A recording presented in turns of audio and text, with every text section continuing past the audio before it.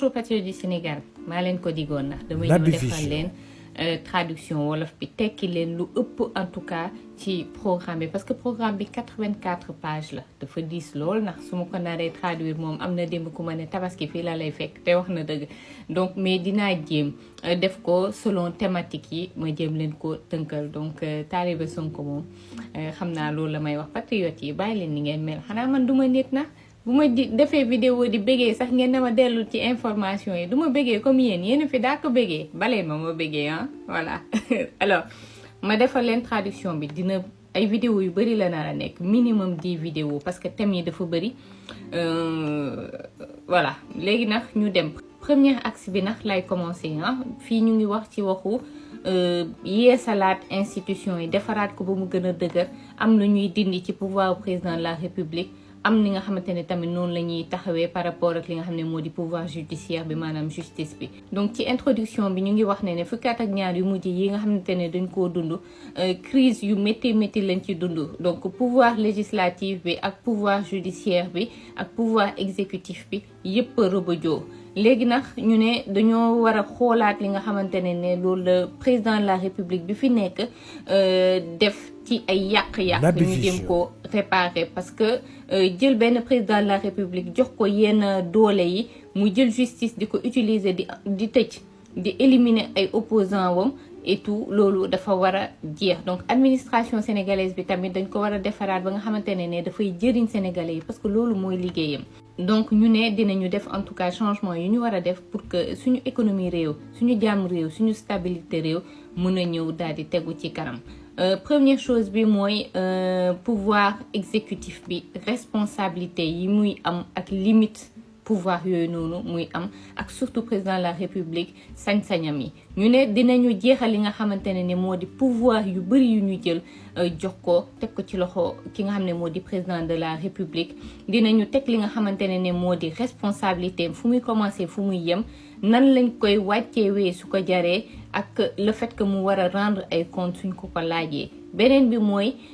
dindi li nga xam ne moo di responsabilité politique u président de la république maanaam bu président de la république bu bees faluwee bu nekkante ne moom président wu parti politique la dafay démissionner ci fonction boobu mu am ci parti politique am ñu ne dinañu instaurer li nga xam ne moo di poste vice président donc vice président bi dañu koy élire kenn du ko nommer maanaam du président moo koy fal du kenn sénégalais yi ñoo koy voteel fal ko ci wetu président de la république su ko defee dañuy supprimer poste premier ministre te loolu tamit dafay tax ba après dañuy mën a organiser wax président fan la ay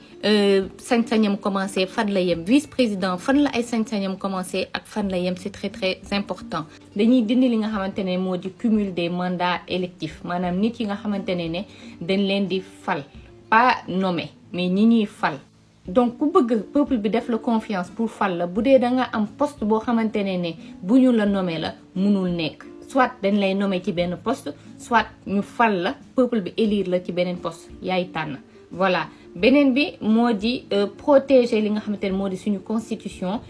xoolaat ko waat réviser waat ko jël li nga xam ne moo di conclusion assises nationales yi nga xam ne defoon nañ ko ñu dugal ko ci constitution bu bees bi teg fii li nga xam ne moo di charte des libertés et de la démocratie pour que ñu mën a cibler li nga xam ne moo di droit yi ak liberté wu sénégalais yi xoolaat li nga xam ne moo di système électoral sénégalais yi parce que dafa am problème bu baax a baax dañuy jël Sénat changé ko def ko commission électorale nationale indépendante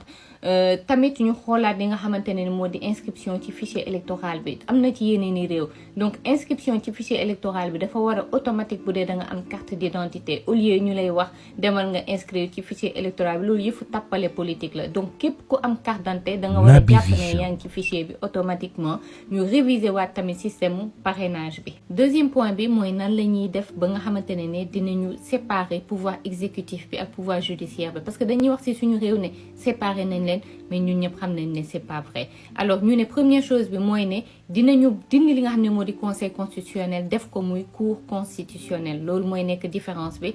su ko defee ñi nga xamante ne mooy ñooy nekk ci biir conseil constitutionnel boobu noonu président du leen fal du am doole bi nga xamante ne comme actuel président bi am na ko ci ñoom waa conseil constitutionnel. beneen bi mooy système paritaire bi ñu nar a def ci conseil constitutionnel xam ngeen suñu conseil constitutionnel bi 5 góor ñaari jigéen moo ci nekk donc dañu koy changer xaw ma nag ñu koy defee ba mu nekk un système paritaire de désignation. beneen bi mooy réforme yi ñu war a def ci conseil supérieur de la magistrature. surtout ñu xool ñu koy defaraatee dindi emprise bi nga xam ne aussi président de la république am na ko mu bañ a nekk di présider lu ci mel ni conseil boobu noonu. beneen bi mooy code pénal sénégalais bi aussi dañu koy changer ba mu correspondre ba mu lëkkaloog ak valeurs yi nga xamante ne ñun Sénégal am nañ ko ak soxla yu ñu am ñun actuellement ci Sénégal. code de procédure pénale bi aussi dañu koy changer waat pour que ñu mën a def ba nga xam ne justice bi dafay indépendante ñu mën a tamit garder droit ak liberté aux citoyens sénégalais yi. beneen bi ci topp mooy indépendance du parquet maanaam procureur général ñu détaché ko ci ministre de la justice. de ce fait ministre de la justice wala état du ko mën a ñëw di ko wax ay di ko jox ay ordre ak def loolu mu bëgg. ñu ne lu ci mel ni OFNAC office national de lutte contre la fraude et la corruption donc dootuñu ko lëkkale rattaché ko ci président de la république